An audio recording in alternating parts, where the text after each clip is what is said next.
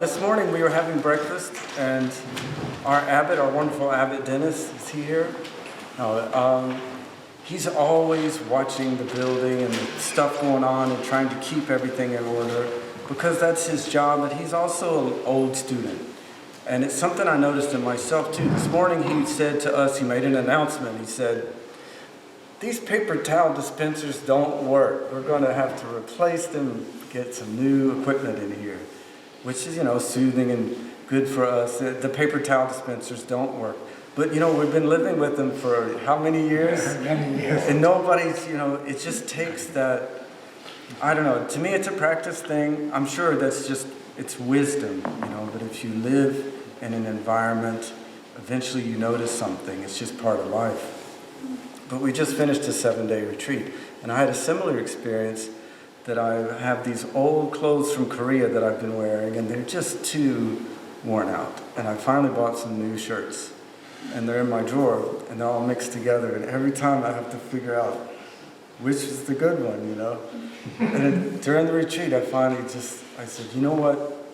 This is going to have to stop. So I took all the old clothes out and put them in a box, and everything's clear now. It's so easy. It's like it took me months to do that, maybe 3 or 4 months before I could finally perceive. But that's our mind. I had a similar experience with the mind. I talked about this during the retreat, the circle talk.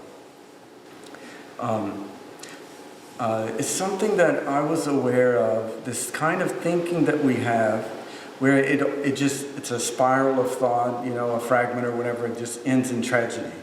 It's something my sister pointed out to me when we were young, and it is often the case that when you're thinking, following your thinking, it just ends in some kind of disaster. I think that's part of youth, of growing up and working out all the scenarios of your life so that you're prepared for anything, I guess.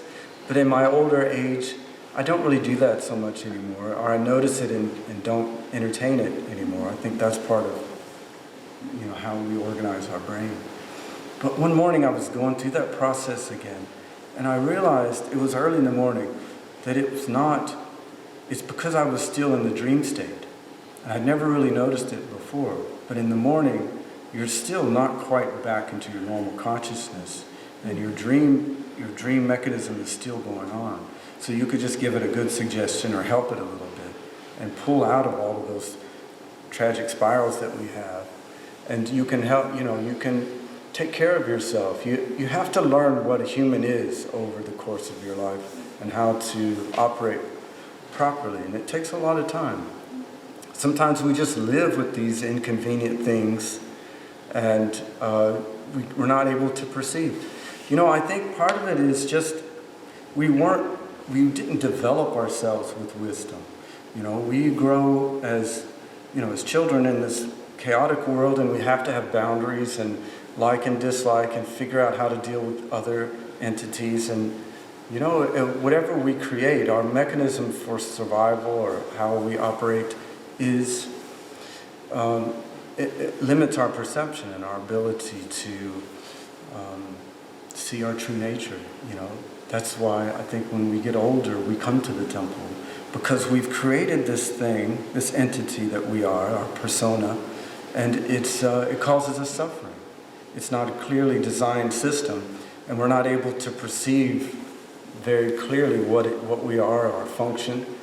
Everyone has problems with that. Some people are able to specialize and organize it a certain way that they don't. It doesn't bother them. Maybe it bothers other people, but I think for some of us it's not tolerable. And we want to understand the mechanism and how to make it work properly. And that's really, I think we're all so different, but that's what brings us together. Because we know that, we hear something or somebody wise that has seen into the human nature, and that's what we want for ourselves. We want to be able to see what we are and to operate clearly and not have all of this extra, complicated things going on in the background that don't need to be there. So a lot of practice is just getting rid of all of these broken connections and not following these things anymore.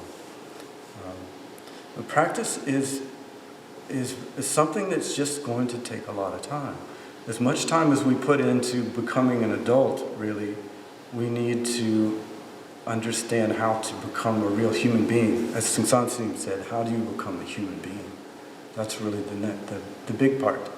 And a lot of it is just given that time to develop, fully this part of ourself that's not this I, my, me that we know. The other part. I don't see it. I mean, we have so many metaphors, and it's kind of getting stuck in the weeds if we go into it too much. But I see it like, even if you're just a beginner, as soon as you sit down, you realize that you have two minds. You have your thinking and emotion, your normal state of consciousness, and also you're aware that you're thinking, that you're having an emotion.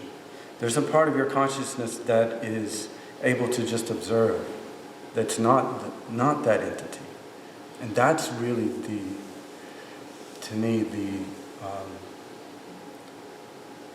the way out, or the way to develop that part of you that just can observe without reacting and getting involved in it. Is the way to build, a human being out of what we've created. Kwan says that we have to put down the small self and become the true self. But we don't know what that means. And I think each one of us has to figure out what that means. And I think I'm at the point now, and I talked about this with our Zen master for this retreat. Like, I've been practicing for my whole life. I mean, at some point we have to stop and say, okay, look, this is what's going on, This is what I'm seeing now. I mean, maybe we don't have, the metaphor's not, it's kind of abstract. We can't really explain clearly. I'm not Zen Master Sung-san, but I have seen a lot, A lot of things have happened. And I can save you a lot of time if you're trying to figure this out. So the main part of it is to develop a practice of however it works in your life. I'm very lucky because I met these wonderful teachers when I came here, and they kind of aligned me to just go straightly into practice, not to bother with having a family or career, and just concentrate on that. And that's really not an option for most people. So if you don't have this easy way of just going directly into the path, putting it into the center of your life, and just developing that, then you have to figure out some way, however the rhythm of your life is, to make a steady beat of practice. Just develop it just on pure faith right now. Just have that flame somewhere and just keep it. Over time, then it will develop, and you will he used to say, he would always say, you need to develop a strong center, or to me, a foundation. You have to become familiar with this observing mind, this not knowing space. It's not your safe entity, your likes and dislikes, but this part that's not following that. Because honestly, this small self, or I, my, me, is not a good leader. It's never a good leader. You don't want to follow that. It only goes into suffering. So you need to have that space anyway, just even if you don't go very deeply into practice, to have a little space, not just completely believe everything that's going on with this. Or we could say don't know. I mean, just give some space there. And practice is really wonderful that you don't have to do anything for that 10 minutes or however long you're going to be practicing.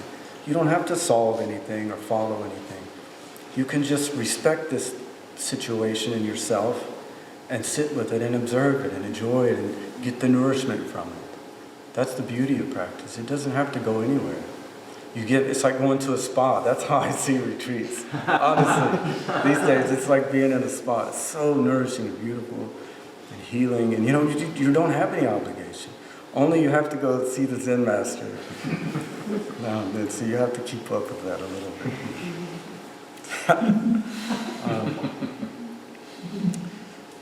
So the other part is, like, if you practice a long time, then you start to understand a little bit of the teachings more. Maybe you see another side of it. Like, we have this Bodhisattva vow that is it's like I think the thing about our lineage that's very, very special is we have it. And that we're not oriented towards just getting enlightenment or some special, experience, but in helping the world.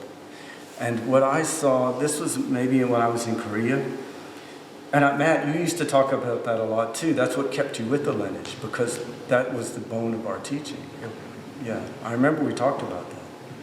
I was in Korea doing a retreat, and something really amazing. I mean, when my practice started to open over the years, and it became very deep and very beautiful. And I think once you really open to it, then it becomes the dominant space in your life. This deep peace and this beautiful meditative awareness becomes the dominant one. It can. I think that's what we all should aspire to. But I remember before it opened like that for me, it was really the Bodhisattva vow was the thing that became crucial. I can explain it, I think, it makes logic sense. If you look at it like this I, my, me that we've created is where our suffering comes from, right? So if you go to the other end, which is the absolute, or this not knowing, this true self, contains all things. That part contains all things. It's like the creative aspect or the mother of all things.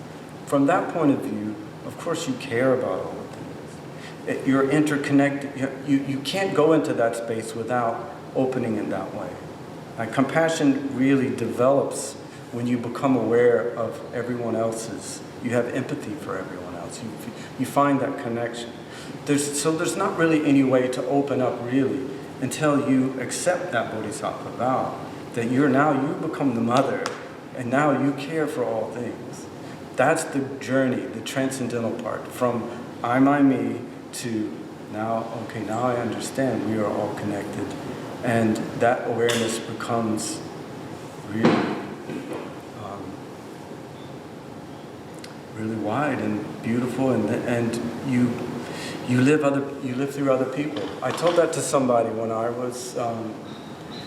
Somebody was curious, how can you be a monastic? Isn't it difficult? And I said, no, I just live everybody else's lives. You have everybody's lives. But that's really what it is. Like, that's what the Bodhisattva vow is. To me, it's not like I vow to do something, it's a doorway to the true self. That's the only way through.